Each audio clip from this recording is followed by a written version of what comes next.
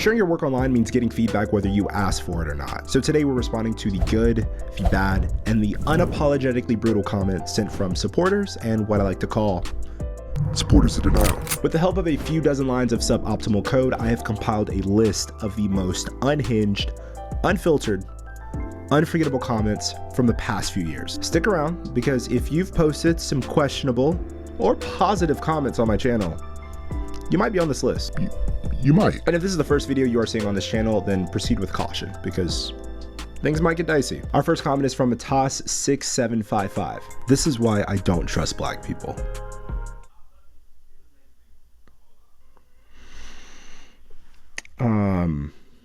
This is why. This is why. He does. This is why. This is why. He does. Go home and get the gun.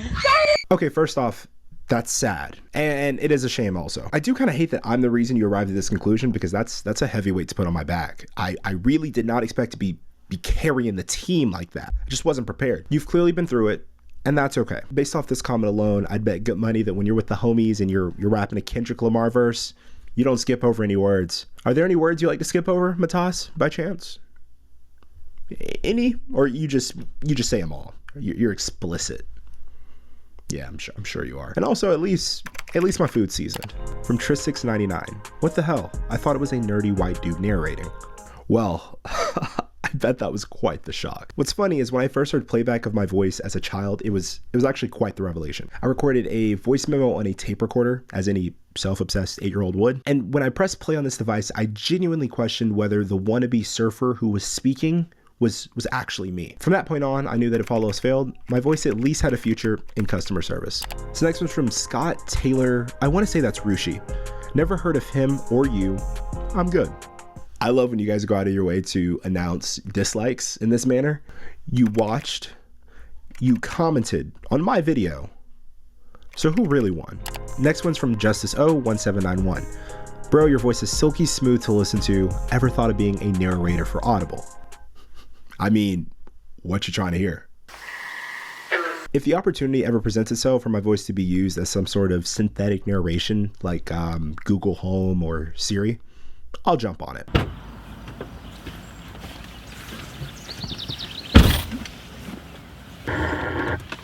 And don't and then say good morning. You're listening to 88.5 The Garden. Today's high is 73 degrees with clear skies and radiant sunshine. The birds are humming and you look stunning. Keep smiling and stay easy. Next character build, that's what I'm putting skill points into. Andre C. Prod. I think you are a solid, in quotes, not in the position to make this kind of affirmations. Andre, this word choice and way of structuring is quite interesting. First off, definitionally, affirmations is more often than not used as a positive assertion. Why did I have to get the haters with poor grammar? Like, why couldn't those be for someone else? I just can't do anything with this. Andre, I mean no disrespect by this, but please understand terms you are using, especially if you're going to apply them in this context, and maybe proofread next time. Yeah, just maybe.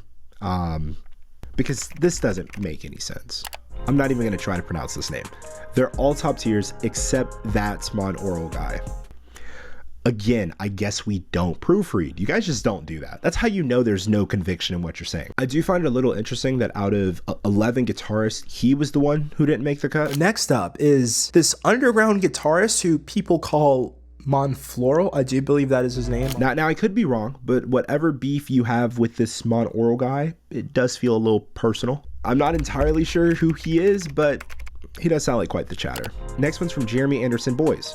Interested to hear your playing after all that opinionated yapping. We'll be checking it out. So maybe I'm an idiot, because the problem I have when I see these comments is that I actually expect them to follow up. But why would they? I have shared some pretty unpopular opinions on this channel, and when someone hears a take that viscerally affects them and sort of gets the blood boiling, in a lot of cases, the default reaction is to just invalidate whoever it is making the claim. It's practically baked into human nature, so I get it. No one likes a talented asshole.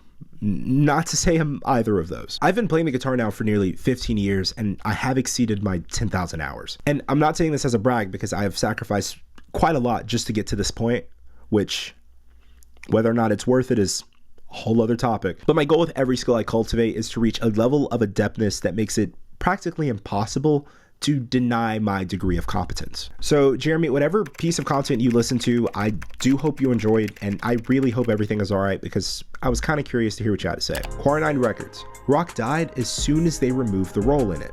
In several ways, I do think there's some merit to this claim. Across my years of researching and attempting to understand the oscillation of music trends, especially those pertaining to the guitar, I believe the greatest feature contrasting classic rock from more modern implications is the use and intentionality of rests and spaces throughout musical riffage. And to personify this notion, think about banging your head to a rock and roll track. Oftentimes, you're nodding your head on the downbeat and raising it with the relief. Alongside that, you're incorporating the rest of your body in numerous ways to sort of fill in those breaks. Hence the roll. Modern styles are a bit more prone to attacking the listener with that sound, which doesn't leave much room for that interaction to take place. Early rock and even R&B to some extent had this sort of back and forth tension, a sort of tango between the performer and listener. There's honestly just so much to unpack here, but that would be my quick synopsis. From Bintang Sakti. I thought this was a million sub channel. You have quality content, man. You have no idea how awesome it is to receive comments like this. I put a lot, and I mean a lot of time and effort into every video I make. And although the numbers don't always reflect that, getting to read a comment such as this is always a treat. So thank you. Cecile McGillicuddy 7160. That's kind of a fun name. Few things make me feel older than when a young person refers to that time period as the late 1900s. I mean, what else do you call the range from the 1960s to the late 90s? Late 1900s. But don't take that as me calling you old. You're seasoned. And if you're watching my videos, you're clearly in some way interested in internet culture. So don't sell yourself short. I guarantee you're cooler and far more interesting than most. And if you ever catch yourself cruising through SC, let's grab a coffee. Tyler Richardson 8569. WTF is up with your weird fake ass voice overtone. Shit takes away from the whole video because I can hear you forcing your voice to sound this way. What a comment. That's loaded. The contradicting comments related to my voice are essentially the story of my life. When I'm out in public, those who acknowledge it usually do so to express something positive, like broadcaster voice or projects well, that sort of thing. So that's always nice. But I have been met by distaste both as a kid and an adult by people who just flat out hate the way I speak. They're just not fans. I'm guessing it's because the face and body doesn't quite match up with the voice and just kind of throws them for a loop. Not entirely sure. What I have learned though, throughout my short time with a nearly developed prefrontal cortex, is that your greatest assets are often those that are met with extreme polarity. In almost all cases, everyone will unanimously agree that shit is shit. So maybe watch your step in that case. But if some people see a brick of gold and others swear it's just a pile of rocks, it means whatever you're doing or have is authentic enough to resonate with some while still being of high enough quality for others to openly disapprove if they choose to do so. Everyone gets hate, so just stay the course. Not sure if that was for me or you. There were so many funny comments regarding my voice specifically, so I'm gonna flash those up on the screen if you wish to read more takes about what seems to be the most controversial aspect of my existence. IG Nomotalk. You're a nigga with a big problem of insecurity.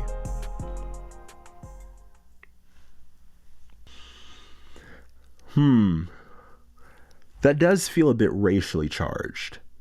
Thank you for sparing the ER though. I guess I'll say that. But I have to ask, for people who choose to write comments like this, are you actually not aware of how stupid it looks? You're clicking on a creator's video, volunteering your efforts to boost their engagement, and then publicly discrediting yourself. And the wildest part, no one asked you to do it. This is free will.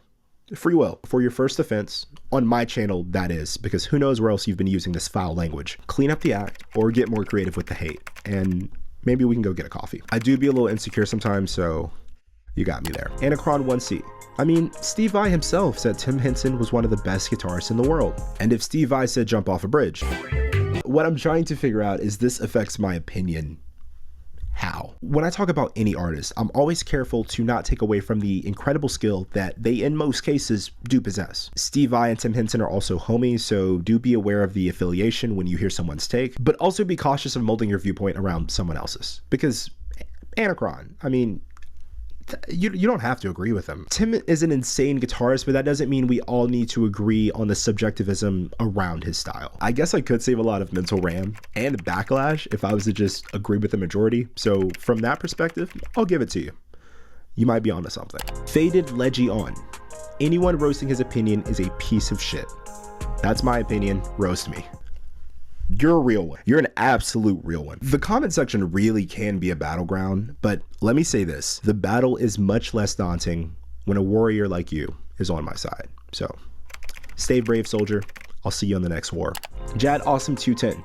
Well, this is the second comment I'm making on your channel, and I guess they're both going to mention pronunciation of a guitarist's name, LMAO. C2A is pronounced like C2A, just FYI. Cool that you mentioned him at all. He seems to get overlooked in my opinion. What's crazy is this is the specific comment that got me to say his name correctly. And I can't even quantify the amount of fresh insight I've gained from reading comments across my videos, so I really appreciate you. And my intentions here are to talk about artists and concepts that I personally am intrigued by. Because there's just so many bands and artists who are overlooked in lieu of those who are a bit more ornamental in nature. The pie is just so large, so I'd like to divvy it up in balanced yet interesting portions. From the Real Foodie Moody. Please write a book and keep a tight leash on your editor because your use of the English language is as phenomenal as Tosin's prowess on the guitar. Wonderful piece, my dude. Thanks for the content. That is such a W comment. Top tier comment. Real Foodie Moody. Bro, I appreciate that. Linguistics along with verbal fluency are topics that I'm deeply fascinated by. I don't recall exactly speaking poorly as a child, but there was a point where I wanted to be more deliberate in my expression. I desire the ability to effectively communicate my thoughts and have spent years upon years obsessing over sentence structures and word choice so that when I speak, my thoughts land as accurately as possible. My precision does change by the day, but I try to use every opportunity I engage in dialogue or have a conversation as an opportunity to refine my speech efficacy. I do a ton of daily work to enhance both my writing and verbal articulation, so it means the absolute world to see it acknowledged and appreciated. Thank you for the comment, and I'm glad you enjoy the content. Zombie Go Down 5663. Bro is gonna get famous and this be the best backing track ever. This compliment feels backhanded. It just does. That track was instrumental, so I guess I gotta take my cookies where I can. And if it ends up being the best backing track, then at least it was the best something. I'm quite confident you knew what you were doing with that one, so thank you and extra points for the creativity. Next up, we got a three-parter. These are all pretty similar, so I'll answer them in one go. From Naked, buddy, you don't write good music, stop making these videos. Michael Bain Official says, rating yourself in general, then that high, is so beyond fucking cringe. Michael Bain Official again. You will never live down that cringe, bro. Learn to write music, buddy. Isn't it funny how there's a common consensus that I just suck at writing music? I do think it's funny that two people said almost exactly the same thing. Truly, if people heard the way I degrade myself in private, I would be in grippy socks. And I'm not talking to go to the trampoline park. Not the trampoline park. No jumping. There's no jumping where I go. There's no jumping allowed where they're taking me. We're working on that, but I share this to say that I have heard worse from my own thoughts on a regular basis. Should I laugh at that? So first off, thank you for commenting because engagement. And for anyone that receives this tone of feedback, remember that if you were undeniably bad at something, say you had a mental impairment, just picked up playing the guitar and started posting videos online, society would collectively agree that anyone who shared a comment of this cadence would be a piece of shit. End of story. So there is a sort of privilege associated with receiving hate. Not that it makes it any better, but it is something to keep in mind. And honestly, I've waited for the day people would feel the need to make comments such as this about my music. I'm just being honest. I was fortunate enough to be brought up in an environment where I was positively affirmed growing up. But after a while, when you're truly trying to enhance your craft, criticism just offers a lot more in terms of ways to improve, if it's constructive, that is. So comments like this tell me that I'm at least decent enough to warrant blatant hate. I'm just being real. And on the topic of cringe, nearly every single one of my videos has some element of cringe in it. So you're obviously not from around here. Roll the clips. Shut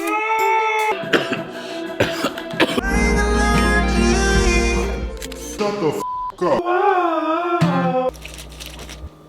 You don't have to like my music, but if you're really itching to post like that, maybe flex the creativity a bit. Honestly, I just don't want you to look stupid because you're doing yourself a disservice, man. You're better than that. But anyway, thanks for making me worthy enough of your time. Next comment's pretty loaded, so I'll address it in chunks. From Jacob Bredman 171. I was totally with you until you said, in quotes, people doing covers of Polyphia when they clearly aren't ready to be playing their songs, end quotes.